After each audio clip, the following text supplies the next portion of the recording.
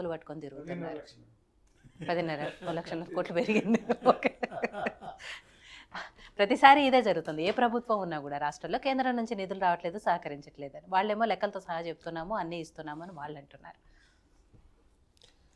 ఇంతకుముందు శివకుమార్ గారు చెప్పినట్టు, వేణుగోపాల్ గారు చెప్పినట్టు వాస్తవం ఏంటంటే తెలంగాణ ఏర్పడ్డ కొత్తలో వీళ్ళకి ఎప్పుడు పోరాటమేనా ఉద్యమమేనా అని ఎక్కడ అనుకుంటారో అనే ఉద్దేశంతో కేంద్ర ప్రభుత్వం ముఖ్యంగా దక్షిణాది రాష్ట్రాలకు మొదటి నుంచి చిన్న చూపే చూస్తున్నది. కేంద్ర ఏ కాంగ్రెస్ గవర్నమెంట్ రాని బీజేపీ రాని దక్షిణాది రాష్ట్రాలు ఇక్కడ ఎగ్జాంపుల్ ఇక్కడ జనాభా తగ్గించాలనుకున్నారు, జనాభా శాతం తక్కువ ఉన్నది, మనం 1 లేదా 2 అటు ఇష్టానుసారం వాళ్ళు ఎంతమంది అంటే అంతమంది జనాభా అటు పెరుగుతున్నారు.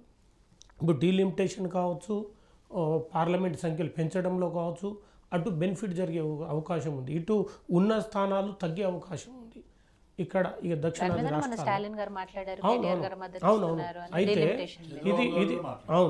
ఇది ఫ్యూచర్లో ఇలాంటి అసమానతలే ఇట్నే కంటిన్యూ అయితే కేంద్ర ప్రభుత్వాలు దీన్ని జాగ్రత్తగా ఉండకుంటే సపరేటు దక్షిణ అది రాష్ట్రాలు కలిసి ఒక సపరేట్ దేశం కావాలనే అవకాశం కూడా ఉంది. ఆ అవకాశం ఉత్తరాది రాష్ట్రాలు కల్పిస్తున్నాయి. ఏ ప్రభుత్వం అయినా కానీ, కాంగ్రెస్ ప్రభుత్వం అయినా కానీ, బీజేపీ ప్రభుత్వం అయినా కానీ, యూపీఏ కానీ, ఎన్డీఏ కానీ, ఎప్పుడైనా అటు అఫర్ హ్యాండ్ అవుతుండ్రు, ఇటు తక్కువ అవుతుండ్రు. కాబట్టి ఎప్పుడైనా సపరేట్ దేశంగా కోరుకునే అవకాశం వాళ్ళే కల్పిస్తున్నారు. ఎందుకంటే నిధులు ఇక్కడివి. ఇప్పుడు మనోడు మిత్రుడు 10 లక్షలు ఏదో అన్నీ చెప్పిండు. ఇప్పుడు ఆయన అన్నీ మేము ఇది ఇచ్చినాం అది ఇచ్చినాం అని అన్నారు. ఎక్కడి తెలంగాణ నుంచి పోయినాయి, ఇక్కడ నుంచి 42% రావాలి. 42% ఇస్తలేవు. అందులో వచ్చినాయి భాగం అవి, ఇక్కడ నుంచి పోయినాయి లెక్క చెప్తలేవు, అక్కడ నుంచి వచ్చినాయి చెప్తున్నావు. అదే బీహారు, అదే యూపీ, అక్కడ నుంచి 5% పోతే 10% వస్తుంది. ఇక్కడ నుంచి 10% పోతే 24%, 3% కూడా వస్తలేదు. దానికోసం దరఖాస్తులు పట్టుకొని 10 సార్లు ఢిల్లీ చుట్టూ పోయి తిరగాలి. ఇదే ఉద్దేశం కేసీఆర్ గారికి తెలంగాణ సాధించిన నేత కల్వకుంట్ల చంద్రశేఖరరావు గారు. కాబట్టి ముందే పెట్టుకోవద్దు. మీరు మాట్లాడినప్పుడు మీరు అన్నీ మాట్లాడారు. నేను మాట్లాడిన తర్వాత మీరు చెప్పండి. ఓకే, ఒక విషయం నేను మాట్లాడిన తర్వాత మళ్ళీ మీరు మాట్లాడండి. అదే మీరు ఏం మాట్లాడినా నేను పర్లేదు. అయితే కేసీఆర్ గారు తెలంగాణ సాధించిన గొప్ప నాయకుడు కాబట్టి వచ్చిన కొత్తలోనే కేంద్ర ప్రభుత్వం ఒక్క మెడికల్ కాలేజీ ఇవ్వకున్నా, అన్ని రాష్ట్రాలు మెడికల్ కాలేజ్ ఇచ్చి ఇక్కడ ఒక మెడికల్ కాలేజ్ ఇవ్వకున్నా, ఇక్కడ IIIT కాలేజ్ ఇవ్వకున్నా, IIT కాలేజ్ ఇవ్వకున్నా, NIT కాలేజ్ ఇవ్వకున్నా, బయ్యారం ఉక్కు ఫ్యాక్టరీ ఇవ్వకున్నా, చివరి దశలో యూనివర్సిటీ ఇచ్చిన సెకండ్ టర్ములో ఇచ్చిన అనేక ప్రాజెక్టులు ఇక్కడ ఉన్న ITIR గతంలో ఎప్పుడు ఇక్కడ పరిస్థితుల అనుకూలంగా ఏ ప్రభుత్వం అయినా సమశీతోష్ణ స్థితి ఇక్కడ బాగుంటుంది. హైదరాబాద్ ప్రపంచ దేశాలు ఇక్కడ ఇష్టపడతాయి కాబట్టి ఇక్కడ ITIR అనేది ఏర్పాటు చేశారు. దీన్ని గుజరాత్ తరలించుకోపోయినా అన్నీ చూసుకుంటూ కూడా ఫస్ట్ గవర్నమెంట్లో ఓపిక పట్టిండు, బతిలాడిండు, పోయిండు. కానీ సెకండ్ గవర్నమెంట్లో పోరాటం చేసిండు. ఇవాళ 8 మంది కాంగ్రెస్, 8 మంది బీజేపీ ఉన్నా కూడా ఒక్కరు పోయి అడుగుతలేరు. కేసీఆర్ ఏ విధంగా పోరాటం చేసిండో ఇవాళ కాంగ్రెస్ వాళ్ళు పాపం కిషన్ రెడ్డిని పట్టుకొని చెప్తే ఏమున్నది, మోడీని చెప్పే ధైర్యం లేదు. మోడీకి ఎదిరించి అక్కడ ధర్నా చేయాలి కాంగ్రెస్ ఎంపీలు పార్లమెంట్లో. అంటే పార్లమెంట్లో హైదరాబాద్ లో ఈ రోజు ఎంత పాపులేషన్ ఉంది మేడం, ఇక్కడ హైదరాబాద్ లో ఎంత ఆదాయం వస్తుంది, ఈ ఆదాయం వచ్చినందువల్ల ఇక్కడ హైదరాబాద్ ప్రజలు మాకు హైదరాబాద్ వరకే ఖర్చు పెట్టండి అని అంటే రేపు కరీంనగర్ లో వరంగల్ లో ఖర్చు పెడుతున్నారు. అంటే నేను ఏమంటున్నానంటే మాట్లాడేది ఎలా ఉందంటే మీరు వివక్ష మాట్లాడినప్పుడు వారు మాట్లాడినప్పుడు నేను అడిగారు మీరు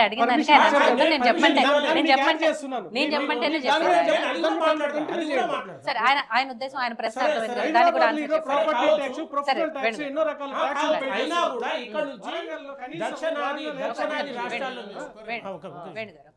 అయితే మీరు మాట్లాడు బ్రదర్, మీరు మాట్లాడిన బీఆర్ఎస్ మీద కొన్ని చెప్పారు, ఆయన నేను మాట్లాడలేదు, వినడంలోనే ఉంది. ఎప్పుడు కూడా ఎదుటి వాళ్ళు మాట్లాడేటప్పుడు డిస్టర్బ్ చేయాలి. వాళ్ళు ఎట్లయినా మాట్లాడి మనకు అవకాశం అవుతుంది. మళ్ళీ మీరు Debate అవకాశం అనేది- తీసుకోండి. డిబేట్ అనేది అవును సరే, అంటే మీ మధ్యలో నేను మీరు మాట్లాడింది- కల్పించుకుంటే, మీరు మీ మధ్యలో కల్పించుకుంటే మీరు డిస్టర్బ్ అవుతుంది. అవును అయితే ప్రతి ఒక్క పాయింట్ నేను నివాదిస్తున్నాను. ప్రతి ఒక్క పాయింట్ లెవెల్ తీసుకున్నాను. అయితే ఇవాళ దక్షిణాది రాష్ట్రాల్లో చాలా ఇక్కడి నుంచే నిధులు, ఇవాళ ఉత్తరాది రాష్ట్రాలను సాధేదే దక్షిణాది రాష్ట్రాలు. ఇక్కడ నిధులు తీసుకొని పోయి వాళ్ళు ఏదో భిక్షం వేస్తున్నట్టు ఇక్కడ రాష్ట్రాల వాళ్ళు ఇస్తే వాళ్ళు భిక్షం అక్కడ తింటారు. కానీ ఇక్కడ వాళ్ళను ఏదో భిక్షం అడుగుతున్నట్టు ఫీల్ అవుతారు. వాళ్ళు ఏదో లక్షలని లెక్కలు చెప్తారు. ఆ లక్షలు కాదు. సరే ఏది ఏమైనా కేసీఆర్ గారు మొదటి నుంచి ప్రయత్నం చేసి వాళ్ళ మీద పోరాటం చేసి ఇవాళ కాంగ్రెస్ ప్రతినిధులు పోయి పార్లమెంట్లో ధర్నా చేయాలి.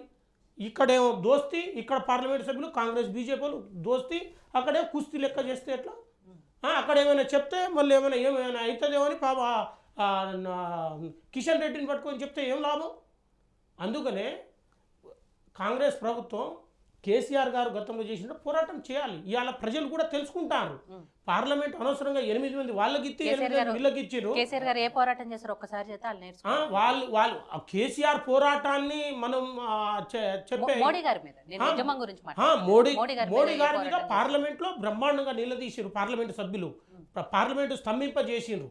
ఇవాళ ఒక ఐఐటి లేదు, ఒక మెడికల్ కాలేజ్ లేదు, బయ్యారం ఉక్కు ఫ్యాక్టరీ మీద బ్రహ్మాండమైన పోరాటం చేసి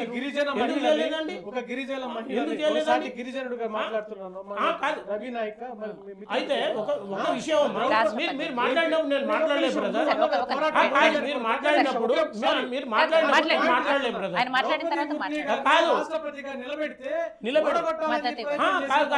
అందరు పెడతారు పార్టీలుగా అందరు పెడతారు.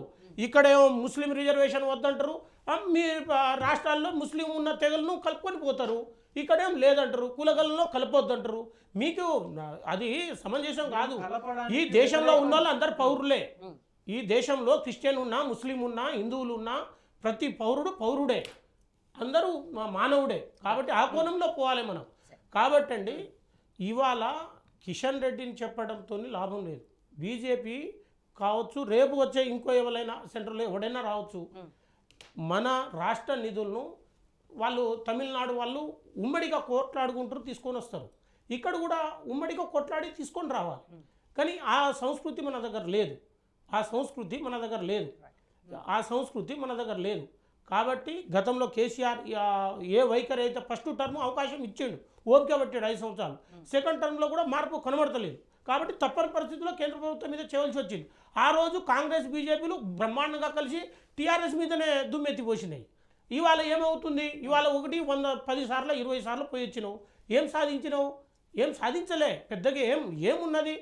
ఇవాళ ఇంత బీజేపీ ఏమైనాయి? బయ్యారం ఉక్కు ఫ్యాక్టరీ ఏమైపోయింది? 10 ఏళ్లలో మీరు అంత పోరాటం చేస్తేనే మెడికల్ కాలేజ్ ఏమైపోయింది? మెడికల్ కాలేజీలు ఏమైనాయి? ఒక ఐఐటి కాలేజ్ ఎందుకు రాలే? ఒక IIIT కాలేజ్ ఎందుకు రాలే? ఒక NIT కాలేజీలు ఎందుకు రాలే? అంటే భారతదేశంలో తెలంగాణ రాష్ట్రం లేదా? అంతంత మాత్రం ఏపీ కూడా అంతంత మాత్రం వాళ్ళకి ఏదో సీట్లు అవసరం ఉన్నాయని అంతంత మాత్రం ఇస్తాం. చిన్న సబ్మిషన్ దానికి పదే మిత్రుడు మాట్లాడే విధానంలో మా సౌత్ ఇండియా నార్త్ ఇండియా వివక్ష చూపిస్తుంది. దాని మీద మాట్లాడేటప్పుడు రాజకీయపరమైన మాటలు వద్దు. నేనేమంటున్నానంటే ఇదే మీరు మాట్లాడారు ఇంతకుముందు. మహారాష్ట్రలో 2024కి 42.67 లక్షల కోట్లతో మహారాష్ట్ర టాప్ ఉంది GSGDPలో. అదేవిధంగా 2వ స్థానంలో తమిళనాడు ఉంది, 3వ స్థానంలో కర్ణాటక ఉంది, 4వ స్థానంలో గుజరాత్ ఉంది, ఉత్తరప్రదేశ్ ఉంది, వెస్ట్ బెంగాల్ ఉంది, రాజస్థాన్ ఉంది. తెలంగాణలో 9, 8 స్థానాలు, అంటే 10 స్థానాల్లో నార్త్ సంబంధించిన రాష్ట్రాలు టాప్ లోనే ఉన్నాయి. మీరు పదే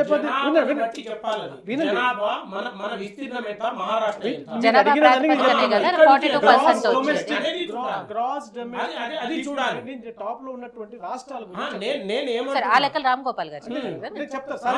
ఏమంటున్నారు? పదే జనాభాను బట్టి లెక్క. యూపీలో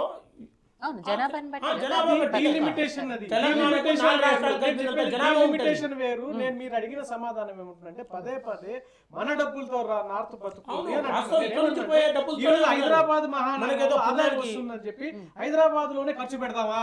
కరీంనగర్ లో, వరంగల్లో, నిజామాబాద్ లో ఖర్చు పెట్టద్దా?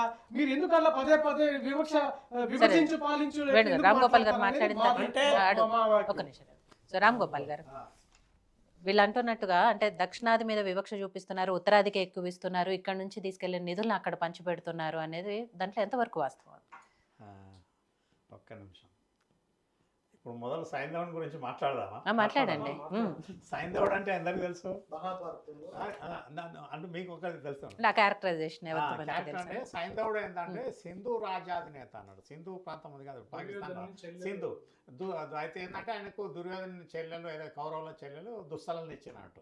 పెళ్ళైన తర్వాత ఆయన ఏంటంటే అది పరస్త్రీ వ్యామోహులు, పరస్త్రీలను ఏం చేశారు, వీళ్ళు వనవాసంలో ఉన్నప్పుడు ఈ జయద్రథుడు అసలు పేరు ఆయన పేరు, వాళ్ళ తండ్రి పేరు రుద్రాక్షత్రుడు.